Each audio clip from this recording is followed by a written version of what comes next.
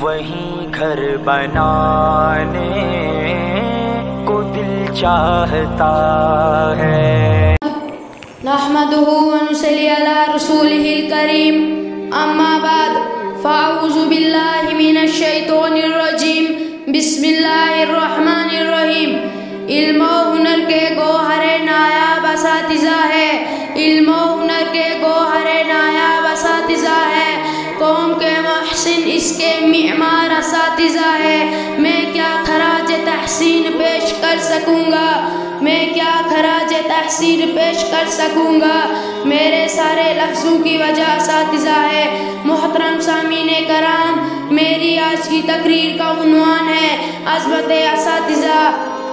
صدر علی وقار استاد یہ لفظ ایسا گلدستہ ہے جس سے پورا چمن معطر ہو، ایسا ستارہ ہے جس سے سارا آسمان منور ہو، سمندروں کی موجوں کا یہ سلسلہ ہے جس کی طلع تم سے زندگی کا گمان ہو، اور یہ ایک ایسی صبا ہے جس کی ٹھنڈک دلوں میں اتر جائے۔ معلم وہ لفظ ہے جس کے آنچل میں انگنت مشعلیں روشن ہو، جس کا مستقبل کے جگنوں سے بھرا ہوا ہے، جس کا دامن مستقبل کے جگنوں سے بھرا ہوا ہے۔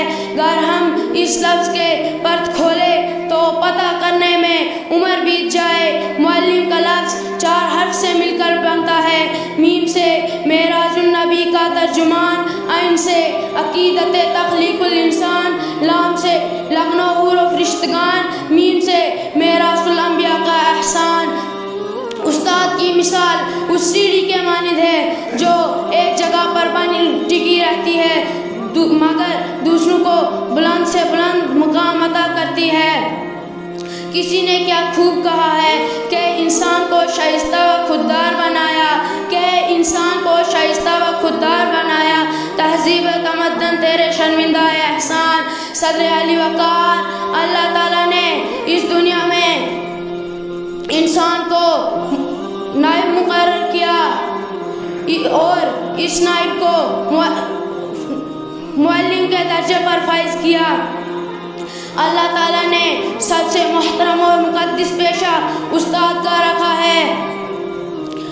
اس نے اپنے محبوب محمد صلی اللہ علیہ وسلم کو معلم بنا کر بھیجا۔ صدر علی وقار جس طرح عمل کے بغیر علم، خوشبو کے بغیر پھول، سورج کے بغیر صبح بے معنی ہوتی ہے، اسی طرح کسی رہنما یا معلم کے بغیر انسان بے نام و نشان ہوتا ہے۔ یہ استاد ہی تو ہوتے ہیں جو معمار قوم کہلاتے ہیں۔ تو میں آخر صرف یہی کہوں گا، استاد تیری عظمت کو سلام، استاد تیری عظمت کو سلام، تم نہ ہوتے تو یہ دنیا ہوتی بے نام۔ کہ سکھایا شہنشاہوں کو رموز شہنشاہی، کہ سکھایا شہنشاہوں کو رموز شہنشاہی، بخشا رہنماؤں کو سالاتوں کو انداز کلام، باقی والسلام وما علینا الا البلاغ۔